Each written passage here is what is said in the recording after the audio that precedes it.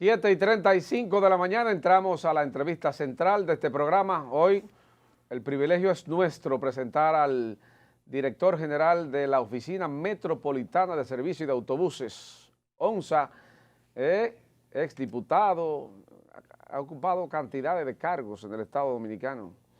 Por eso con tanta veteranía dirige la ONSA. Radamés González está con nosotros. Bienvenido. Muchas gracias. Uno de mis mejores cargos es ser amigo suyo. Caramba. Político sí. No, tremendo. Político. Y hablábamos de político detrás de cámara. Que empezar con eso, Pero él es fino. Gracias por darme Muy fino. la oportunidad de compartir con ustedes y todo el público televidente. Eso es importante. Creo que hacer un recuento de los últimos pasos o proyectos que ha estado desarrollando la Oficina Metropolitana de Servicios de Autobuses, sobre todo con la implementación de los proyectos que en la pasada entrevista nosotros dejamos pendientes.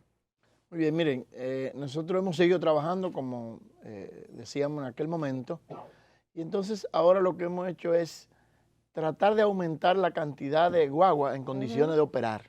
Además, fortalecer los corredores que ya existen hasta tanto el Intran no autorice otros corredores nuevos que nosotros hemos solicitado. Por ejemplo, tenemos previsto en los próximos días abrir otro corredor en la ciudad de Santiago, igual que estamos dando instrucciones para fortalecer el corredor de la avenida Bolívar, que es sumamente importante y que necesitamos aumentar la cantidad de autobuses. Lo mismo pasa con el de la 27 de febrero. Nosotros hemos logrado tener en condiciones de operar al día de hoy alrededor de 350 autobuses. Cuando llegamos decíamos, solo encontramos 132 autobuses. 132. Correcto. Hay algo... Pero Peralta llenó el Palacio de Guagua Nueva antes de salirse y había ahí solamente eso. Así es, habían 200 autobuses nuevos, de eso habían una gran parte paralizado. Pero ¿dónde estaban? O al momento de usted llegar a la ONSA, ¿dónde estaban? Porque si habían. Estaban dañados, hubo que repararlo. Pero no eran pero nuevos. Los nuevos. Sí. Sí, los nuevos. ¿O eran nuevos de fachada? No, son nuevos. Nosotros tenemos autobuses Mercedes-Benz, Volvo, nuevos. O sea, nuevos estamos hablando del año 19, o sea, en perfecto estado. Ahora, muchos de esos estaban paralizados. ¿Y eso por cualquier razón, por un retrovisor, por una batería, por una banda, y nosotros logramos en un ejercicio repararlo todos en los talleres de nuestra institución. Vale aclarar eso, porque los principales problemas que se han dado en la ONSA precisamente son el tema de los talleres externos. Nosotros todos los autobuses que hemos reparado, lo hemos reparado en los talleres de la ONSA. Hay algunos datos que yo quisiera compartir con ustedes y es lo siguiente. Cuando nosotros llegamos a la institución, ninguno de los parámetros que exige el MA y otras instituciones allá se cumplían. Nosotros hoy, por ejemplo, el portal de transparencia está por encima del 98. El SIC-Compre está por encima del 95. Y seguimos avanzando. Hemos logrado en poco tiempo firmar la carta de compromiso con el ciudadano. Que eso, desde el 2009 se estaba tratando de conseguir y no se había logrado. Nosotros lo logramos en poco tiempo. Y hay un dato que yo di en una entrevista en la semana pasada que quiero reiterarlo aquí. Miren, nosotros encontramos 132 autobuses en condiciones de operar. Eso no significa que estaban operando todos, pero esa era la cantidad. Hoy nosotros estamos entre 300 y 350 permanentemente. Hicimos un cuadro comparativo de agosto del 2019 a febrero del 2020. E hicimos otro de agosto 2020 a febrero 2021. Y a pesar de que nosotros tenemos más del doble de los autobuses, nos hemos economizado más de 332,000 galones de combustible.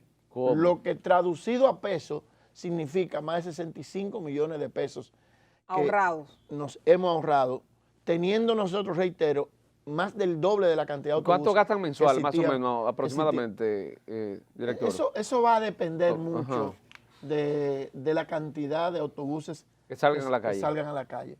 Pero nosotros, decían en mi campo, no por ser tiñoso, sino por tratar de ahorrar, hemos sido un poco tacaños y hemos bajado al mínimo el consumo de combustible. Radamés, pero eso que usted dice da pie a otro escándalo. Yo digo que la ONSA ha sido la capital del escándalo en los últimos años. ¿Ustedes tendrán algún tipo de sometimiento a la justicia o están en un proceso de investigación al menos a lo interno para conocer el origen de hacia dónde se iba ese combustible? Porque si tú me estás utilizando la mitad de los vehículos, la lógica me dice que tiene que utilizar la mitad aproximadamente del combustible que se usa. Mira, nosotros estamos trabajando, nosotros inclusive de manera particular hemos contratado a una empresa para hacer un levantamiento allá. Sin embargo, la responsabilidad de nosotros es hacer el trabajo. Decir, al mismo tiempo, dar las documentaciones que sea necesario. Ahora, ustedes tienen que saber una cosa, el combustible se consume. El combustible no es una mesa que tú la compras y tiene que estar por tiempo. Claro, el combustible se consume. Claro. Y entonces, una forma de tú actuar en justicia es con documentos. Y si tú vas a los documentos de la ONSA, el combustible entró y el combustible salió. O sea, por dónde salió, por dónde entró, no lo sabemos, pero en documento está. Lo que quiere decir que para fines de sometimiento a la justicia es muy difícil que eso pueda prosperar. Ahora no te hablo como director de la ONSA, te hablo como abogado. O sea, no hay posibilidad de que una instrumentación de un expediente sobre la base de eso que nosotros estamos diciendo pueda tener ningún resultado positivo. El resultado positivo resulta cuando nosotros le decimos que teniendo más del doble de los autobuses que teníamos, nosotros no hemos economizado más de 65 millones de pesos en combustible, que es lo que nosotros necesitamos demostrarle al pueblo, que a la ONSA se puede ir a dirigir y se puede dirigir bien y los escándalos pueden terminar, como de hecho ha sucedido en los últimos meses, porque cuando queremos hacer la cosa de manera correcta, se pueden hacer las cosas de manera correcta. Ahora, usted mencionaba el Ministerio de Administración Pública, el MAP, y hablamos de los escándalos. Hace unos días salía una información de que la ONSA tenía unos 18 asesores y yo hacía el comentario, pero lo hacía por un conocimiento de causa que pasa a nivel general en las instituciones públicas. Si el Ministerio de Administración Pública no tiene una posición, la persona, el incumbente tiene la facultad de utilizar la figura del asesor para hacer que esa persona, aunque no sea asesor, esté utilizando o manejando una área específica, sobre todo por el tema de los empleos a los PRMistas y por la situación de los empleados de carrera que no se pueden simple y sencillamente eliminar, pero hay puestos que usted no puede sacar, ponérselo a todo el mundo, un financiero, administrativo, un recurso humano, usted necesita gente de su entera confianza. ¿Qué ha pasado con la ONSA en este caso? ¿Cabe dentro de esta parte que nosotros mencionamos o qué pasó con esos 18 asesores que le adjudicaban a ustedes? Mira, parece que tú has estudiado bien la nómina de la ONSA. En primer lugar... En general, no de la ONSA. Ah, bueno, pero hablo de la ONSA, ¿verdad? Porque es la que conozco. Mira, en general, como allá no se cumplía nada, allá no se cumplía el manual de funciones ni la escala salarial.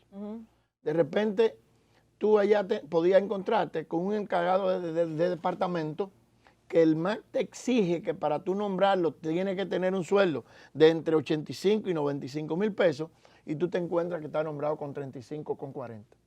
Si yo quito uno de esos para yo nombrar el que yo quiero poner, entonces yo tengo que ponerle ese sueldo. El de los 95. El de los entre 85 y 95. Entonces, por ese lado y siguiéndote con la nómina, eso obliga a que sin querer, cada vez que yo quito un director o quito un encargado de departamento, entonces la nómina en términos económicos suba. Uno. Dos, allá había muchos empleados de carrera en posiciones que primero siento que debía yo tener personal de cierta confianza. Clave, eso es sin duda. Y entonces, ese personal que era de carrera, yo lo fui colocando como asesor hasta ver dónde podíamos colocarlo sin tener que desvincularlo, como de hecho sucedió. ¿Para cumplir la ley o porque ustedes no querían desvincularlo? Bueno, es que si lo desvinculamos, entonces no cumplimos con la ley porque son empleados de carrera. Que ya tienen una... Por ejemplo, la directora administrativa, recursos humanos. Es más, ya habían 2 de recursos humanos. Sí, que son los puestos que estoy diciendo. Claro, que tienen que ser muy de confianza del director. Yo tenía una discusión con un gran amigo del ministro de Administración Pública y yo preguntaba, sin ser buen administrador, que me digan qué es lo que es un cargo de confianza. Porque para mí un cargo de confianza es el financiero, es el administrativo y demás. No, en la ONSA, paradójicamente, todos esos cargos son de carrera. Y entonces, cuando yo designo al consultor jurídico, yo tengo que designarlo a través de un contrato de trabajo por 6 meses.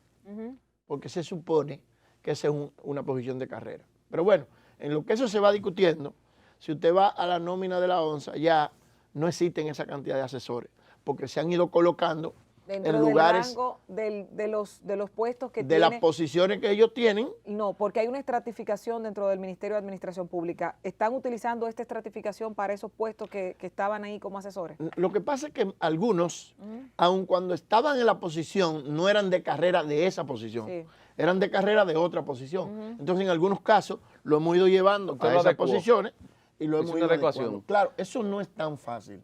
Claro que ¿Por qué? Porque si tú eres director administrativo y a ti te incorporaron a la carrera como secretaria y tú como secretaria ganabas 25,000 pesos y ahora como administrativa ganas 100, cuando yo te vuelva a colocar en la posición en la que te incorporaron, probablemente tú quieras irte. ¿Y por qué va a ganar menos? Mucho menos. Exacto. Entonces, no es tan fácil. Y la verdad es que, por ejemplo, nosotros tenemos un conflicto con un suplidor, él alega que le debemos una cantidad de dinero, nosotros entendemos que otra. Y resulta que quien nos sirvió la información más importante fue precisamente una persona que era de la administración pasada, que conocía al dedillo lo que había sucedido con eso y entonces nos ayudó a redactar el informe que nosotros tenemos, que dicho sea de paso, hoy tenemos una reunión. ¿Y está todavía allá? Sí, todavía está allá y la estamos utilizando. Correcto. Porque el problema de nosotros no es que usted sea del PRM o sea del PLD. No, el el problema de nosotros es trabaje o no. que trabaje y que haga su función. De hecho, yo le adelantaba en una reunión de mi partido lo siguiente: miren, señores, en los próximos días nosotros comenzaremos a desvincular los compañeros del PRM que han sido designados y que no quieren venir a trabajar. Y ya comenzamos. ¿Ocurre mucho eso allá? en esa ¿No zona? quieren ir a trabajar? Claro que sí. Claro pero que yo sí. criticaba las botellas pasadas. Entonces, beneficiosamente, todo el mundo ha entendido que el que está designado en la ONSA tiene que rendir un trabajo, porque nosotros nos vamos a permitir, no nos vamos a dar el lujo de que una gente cobre desde su casa sentado. Ahí, Radamés, se da la situación, o se puede dar la situación. El personal que necesita la ONSA para incrementar su labor, lógicamente, es una... Si tú tienes 300 guaguas circulando y ayer tenías 100, tú necesitas 200 personas más por lo menos para que te manejen, sin contar con las cajeras y demás. ¿Eso en qué medida ha tenido que ser incrementado en la ONSA y cómo ha sido, vamos a decir así, que bacheado con los ingresos por la recaudación misma del servicio que brinda la población? Eso ha sido... ¿Ha compensado? ¿Ha logrado equiparar? Eso ha sido un problema para nosotros, porque la ONSA es una institución que tiene empleados de mucho tiempo, muchos choferes que están de licencia, otros que por cualquier razón no pueden trabajar. De hecho, la semana pasada nosotros designamos una comisión que va a estudiar los casos uno por uno, porque hay algunos que no quieren pensionarse porque quizás lo que le corresponde sea, muy por debajo de lo que ganan, y entonces tendremos que buscarle una salida. Ahí hay una complicación. De hecho, yo en un momento conversé con el presidente de ese caso. O sea, nosotros tenemos cerca de 300 empleados, fundamentalmente choferes, que ya tú no lo puedes subir en una guagua por su edad, por cualquier razón. Pero no quieren dejarlo por la pensión pública. Correctamente. Eso es un gran problema que tenemos.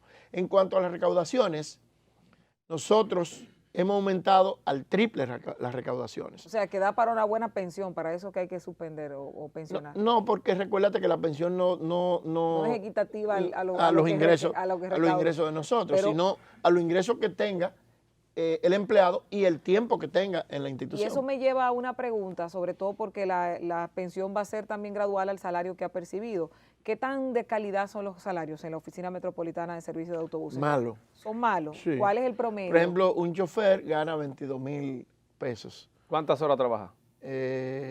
Ahora, normalmente 8 horas, 5 días a la semana. Pero eso es 22,000 pesos sin las retenciones de ley que le corresponde, Correcto, que le vienen quedando 18 o 17. Exacto. Eso no es dinero. Lamentablemente, una cajera que ha sido mi gran preocupación, una cajera que tú la tienes manejando dinero, no mucho, pero dinero, entonces gana 10,000 pesos.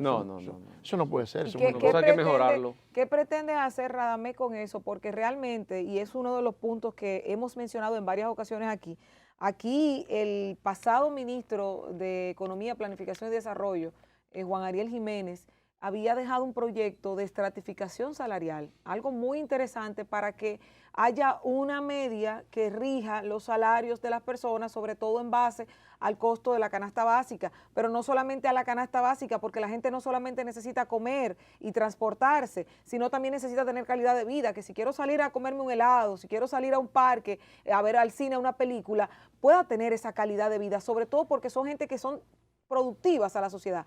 ¿Qué hacer en esta situación? Mira, sobre todo si tú lo comparas con el tren gubernamental, con las otras instituciones, donde tú tienes instituciones como aduanas, que ganan muy bien, como el Banco Central, que gana muy bien, como Banreserva, que gana muy bien, digo la banca, pero vete a la superintendencia, las EDES ganan bien, no todo, pero ganan muy bien. Entonces, llevarlo a eso es humillante. Mira, si nosotros cumpliéramos al pie juntilla la escala salarial que permanentemente establece el Ministerio de Administración Pública, resolveríamos el problema. Ahora, ¿cuál fue el problema este año para nosotros en la ONSA? ¿Cuál? Bueno, que nosotros, fruto de la pandemia, lamentablemente nos disminuyeron 1.000 millones de pesos en el presupuesto. Pero ahí hay un problema Entonces, serio. Mi intención hubiese sido que si nos dejaban el mismo presupuesto anterior, nosotros poder reajustar los sueldos de esos trabajadores, que no quiero decir términos, pero trabajadores que ganan muy poco dinero.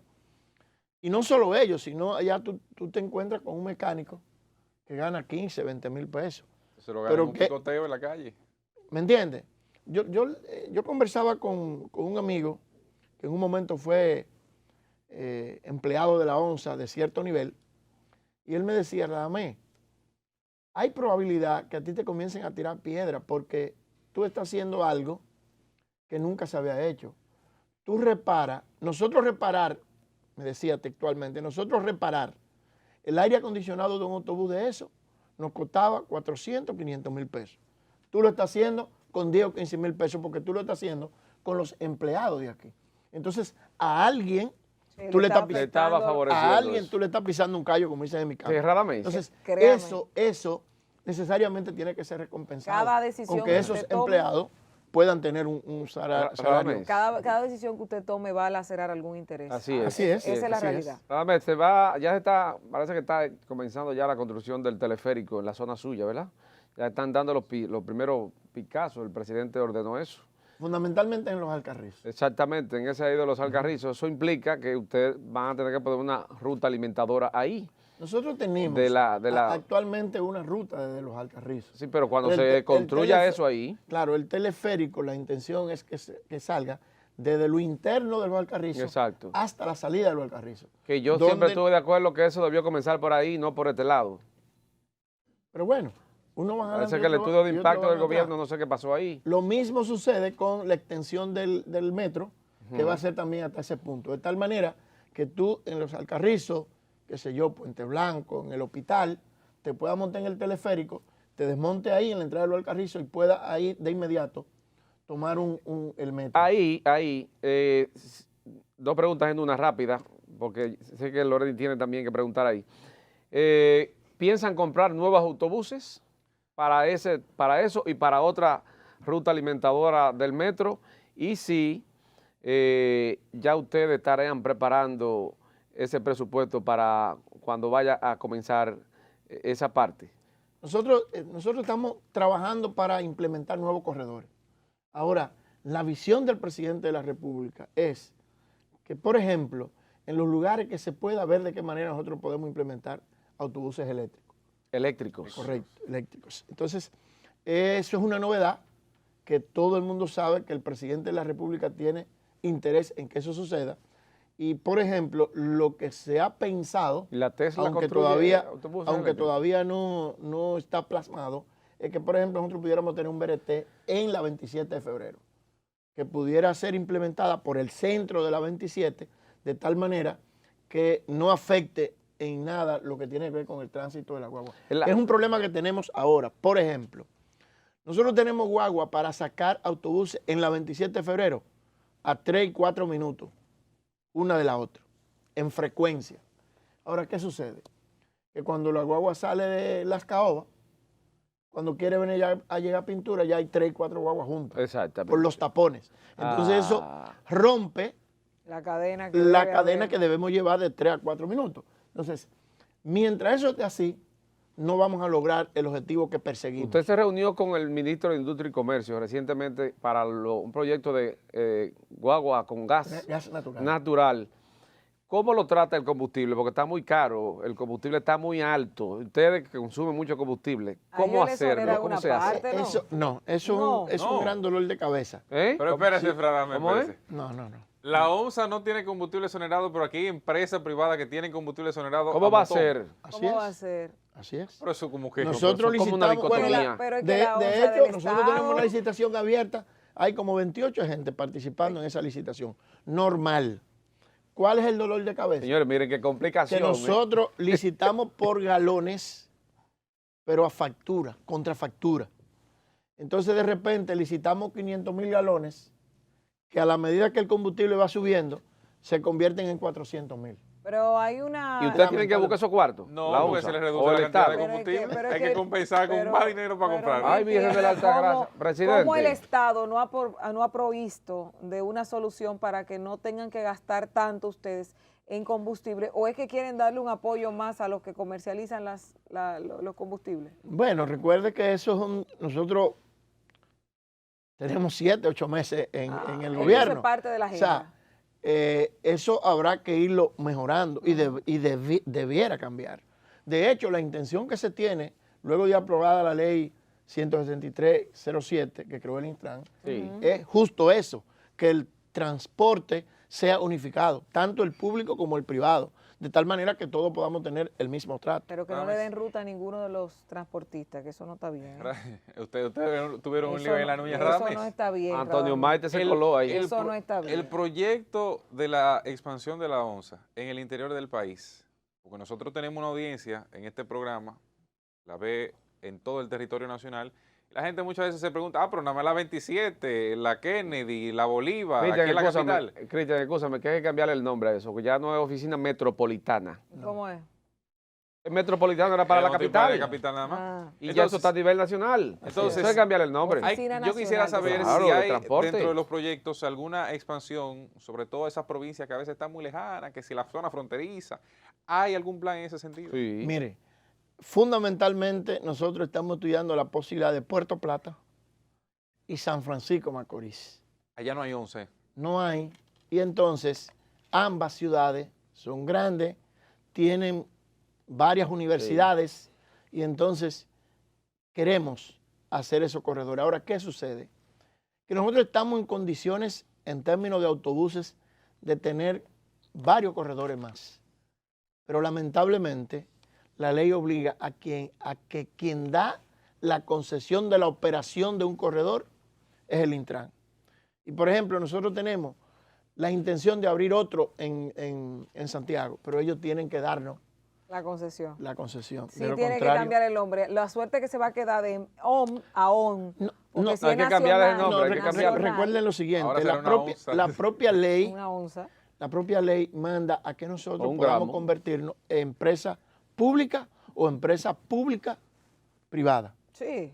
O sea, la ley manda a eso. De hecho, el decreto nuestro establece que yo soy el responsable de iniciar el proceso Don de Radamés, transformación. antes de usted de la irse, yo quiero institución. preguntarle. ¿Y ya tú lo quieres sacar? No, yo sé que se va, pero nos quedan un par de minutos. Cuando se comenzó el proyecto de la ONSA, que fue en el gobierno del expresidente Fernández, Hanle Herman fue el creador de esto, fue el que dirigió este proyecto. Muy importante. Existían corredores especiales para la ONSA, que ningún vehículo público podía parquearse. Habían paradas que si había un vehículo ahí lo sacaban inmediatamente con una plataforma de la misma autoridad metropolitana. Los zigzagueos de la guagua de la ONSA no existía, era su carril. ¿Por qué no podemos lograr eso de nuevo? Si usted pudo notar algunas informaciones que nosotros compartimos la semana pasada, pudo haberse dado cuenta que nosotros tuvimos una reunión con el director de la DGC. Porque Hanley fue el promotor Repítame del de nuevo servicio. con el de la DGC. Sí. Ah, no, pues eso no va a lograrse nunca. Ay, ay, ay, ¿Y ay. por qué? No. Pues tiene un lío con Uber ahí, no lo ha resuelto. Ese es el Sí, Intran. golpeando pero turistas eso y no ha es resuelto. Eso es el Intran, Intran. es el eso es Intran. Sí, pero Entonces, él tiene que ver con eso también. Fíjese, querido hermano, Ay. Hanley no era el director de la ONSA, Hanley era el director de AMEC en aquel momento. Sí, Entonces, claro. ¿por qué jefe. nosotros fuimos donde él? Porque de alguna manera, tanto él como el Intran son los obligados a servirnos a nosotros Correcto. carriles exclusivos. Correcto. Que es lo que yo reitero, necesitamos. Y ahí no se le van a para juntar poder los autobuses tener- a ustedes. Correcto, para poder tener Gilbert. frecuencia y que la gente pueda montarse en el autobús sin miedo a que va a tener que durar mucho tiempo sin... Exactamente. Mira, sin tenemos esperarlo. que cerrar, Radamés, y brevemente solamente dos cositas antes de que me piquen el ojo de nuevo. ¿Cómo va el gobierno de Luis en estos casi 8 meses? Y hay un proyecto de que los deportistas y creo que los policías puedan entrar y montarse gratis en las Los ONSAs. deportistas yo lo aplaudo. Pero totalmente, con 5 sobre manos. todo, y Radamés Yo me fui conoce, deportista y yo sé lo que es eso. Radamés me conoce desde menor de edad, tengo que decirlo. Radamés me conoce de menor de edad, sabe que yo trabajo con muchas actividades comunitarias. Pero es que tú eres en- bastante joven. Ah, Claro, ok. desde menor de edad, no dije que era mayor. Radamés no Y- tenía cana cuando te y conoció. No, yo era menor. Y hay un tema en Herrera de que estamos buscando cancha porque a los muchachos hay que transportarlos muy lejos, etcétera, etcétera. Espacio de recreación y deporte. Esos dos puntos y el gobierno, ¿cómo va? Mira, primero yo pienso que el gobierno va muy bien. Tenemos que seguir mejorando. Lamentablemente hay veces que por el tiempo que tú duras fuera del poder, necesitas algunos meses para encarrilar las cosas, pero vamos muy bien. Y el presidente de la República ni hablar. Uno de los niveles más altos de aceptación lo tiene el presidente de la República. Y con relación al tema de los deportistas y los policías, sí, nosotros firmamos un acuerdo con la policía, recibimos la visita del comisionado de béisbol de pequeña liga con la intención de hacer otro acuerdo.